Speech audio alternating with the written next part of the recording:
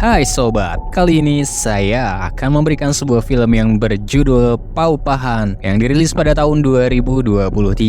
Film dibuka dengan memperlihatkan Nico, seorang model amatir. Saat ini dia sedang casting untuk menjadi bintang iklan suatu produk. Sayangnya Nico belum pernah lolos casting, padahal dia beberapa kali membayar orang untuk memuluskan usahanya. Paulo yang perhatian dengan Nico menyarankan agar dia meminta pekerjaan kepada saudara laki-laki Nico. Namun hubungan Nico dengan saudaranya itu sedang tidak baik. Jikalau memaksa meminta kerja pasti di luar di bidang modeling. Nico sangat ingin menjadi model karena itu adalah cita-citanya sedari kecil. Merasa punya wajah dan badan yang oke, Nico juga percaya diri mendekati para waria wanita coy. Hebatnya usaha Nico selalu berhasil sehingga dia dengan mudahnya bergonta-ganti wanita untuk diajak kerja kelompok di Oyo. Karena uang Nico menipis akibat keseringan nyuap agent model, akhirnya kini dia harus mencari kos-kosan murah. Kebetulan ada satu kos yang masih jarang peminatnya dan berdekatan dengan tempat dia casting tadi. Baru juga sampai di lokasi, Nico dibuat terpana oleh ibu kos yang ternyata masih muda, namanya Annalyn. Wanita cantik ini adalah pemilik rumah kontrakan. Dia hanya tinggal berdua bersama dengan neneknya yang lumpuh. Setelah setuju untuk membayar kos selama sebulan, Nico segera membereskan kamar barunya. Entah apa merek pelet yang dipakai si Nico ini, namun dia berhasil membuat Annalyn jatuh cinta kepadanya. Setiap hari Annalyn membawakan Nico makanan, bahkan tak jarang juga dia membantu membereskan kamar Nico. Perlakuannya yang begitu spesial begitu dihargai oleh Nico. Mereka jadi sering ngobrol dan mulai akrab satu sama lain. Bahkan di suatu malam obrolan mereka begitu hangat hingga Annalyn dan Nico terbawa suasana. Mereka pun berbaring untuk melanjutkan kerja kelompok sepanjang malam. Alam mo, hindi mo na nakikita kasi kung na nakikita ako.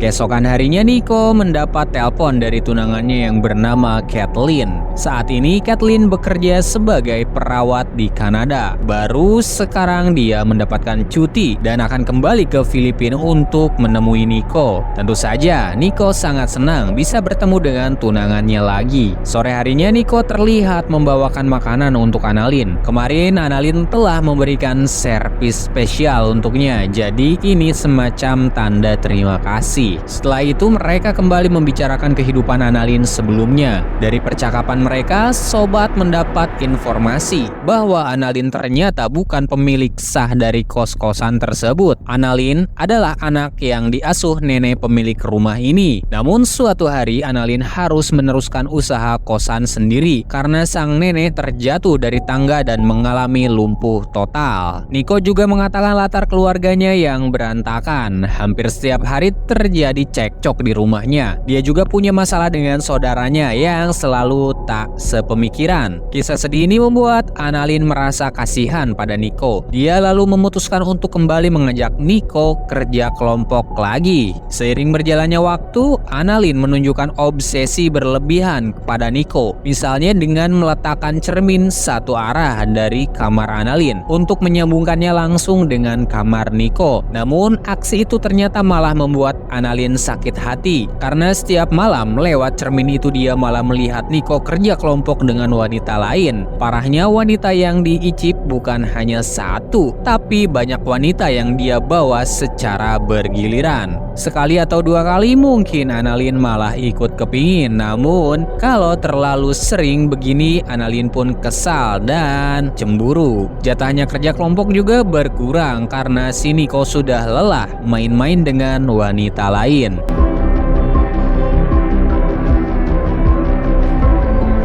Annalyn lalu mendatangi Nico untuk menanyakan para wanita yang selalu dibawanya. Nico gelagapan dan mencoba berbohong dengan berbagai alasan. Tapi tentu saja Annalyn tidak tertipu karena dia sudah mengetahui kebenaran melalui cermin yang dia pasang. Sore hari datang, Nico kembali membawa wanita ke kosan. Karena sudah kesal parah, Annalyn berniat melakukan sesuatu. Diam-diam dia menunggu wanita itu keluar dari kamar mandi. Dan ketika keluar, Annalyn Annalyn memukulnya dengan botol hingga wanita itu pingsan. Keesokan harinya Annalyn dikejutkan dengan kedatangan tunangan Nico, yaitu Kathleen. Dia sangat ingin mengusir wanita itu, namun Kathleen terlihat sangat baik. Jadi tak ada alasan untuk Annalyn tak menerima kedatangan Kathleen. Setelah diizinkan masuk, Annalyn langsung pergi ke kamar Nico. Tanpa basa-basi, Kathleen langsung mengajak Nico bekerja kelompok sampai pagi.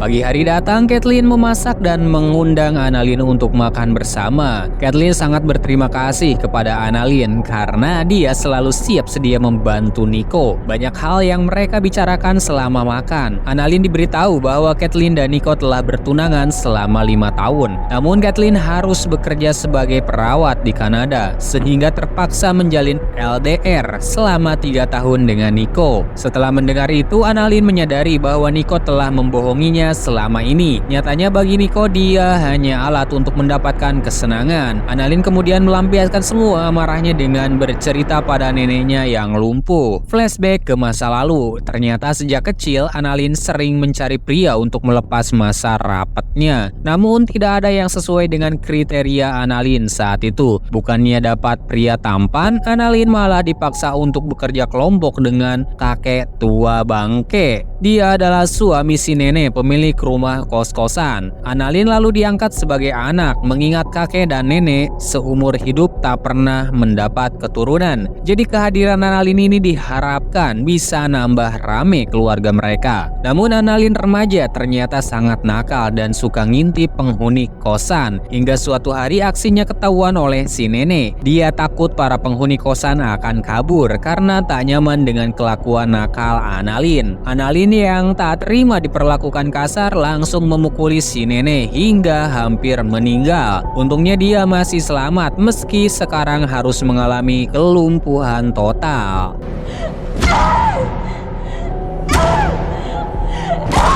Kembali ke masa kini, karena keseringan melihat Nico dan Kathleen kerja kelompok, Annalyn marah dan merencanakan sesuatu. Sementara itu, Kathleen sendiri sudah menaruh curiga dengan cermin besar yang ada di kamar Nico. Karena takut masalah cermin itu terungkap, Annalyn segera menjalankan rencana. Keesokan harinya dia meminta Kathleen untuk memeriksa neneknya yang tak mau makan. Tanpa pikir panjang, Kathleen mengiyakan dan langsung memeriksa kondisi si nenek. Namun ketika sampai, Kathleen terkejut melihat darah yang membanjiri tubuh si nenek. Tak lama kemudian Kathleen tiba-tiba dipukul dari belakang sampai pingsan. Setelah itu Annalyn dengan cepat membersihkan area tersebut dan mengamankan tubuh Kathleen. Di sisi lain terlihat Nico yang baru saja datang. Annalyn lalu mengajak Nico untuk minum jus di dapur. Nico mengabaikannya dan memilih untuk mencari Kathleen. Saat dia mencoba menelpon Kathleen, Annalyn memukul Nico dengan keras hingga pingsan. Sambil tertawa, Annalyn menyeret tubuh Nico ke ruang bawah tanah. Annalyn kemudian berdandan memakai gaun pengantin. Dia kemudian pergi ke ruang bawah tanah untuk menemui Nico dan Annalyn. Di sini dia meracau tentang berbagai hal, termasuk perasaan cintanya kepada Nico. Namun karena Nico mengabaikan dirinya dan malah memilih Kathleen, akhirnya Nico pun dibunuh. Begitupun dengan Kathleen, meskipun sebenarnya dia tak bersalah, tapi Kathleen tetap dibunuh agar dia dan Nico bisa kembali bersama di alam baka. Setelah beberapa hari kemudian, Annalyn masih di ruang bawah tanah dan sedang kukudahan dengan Nico. Film diakhiri dengan kedatangan calon penghuni kos baru. Pria itu datang bersama pacarnya. Mengingat apa yang dilakukan Annalyn selama ini, bukan tak mungkin penghuni baru itu bisa jadi korban berikutnya. Mag-inquire sana kami tungkol din sa room for rent. Dan film pun selesai. Sampai jumpa lagi di alur film selanjutnya. Bye bye sobat.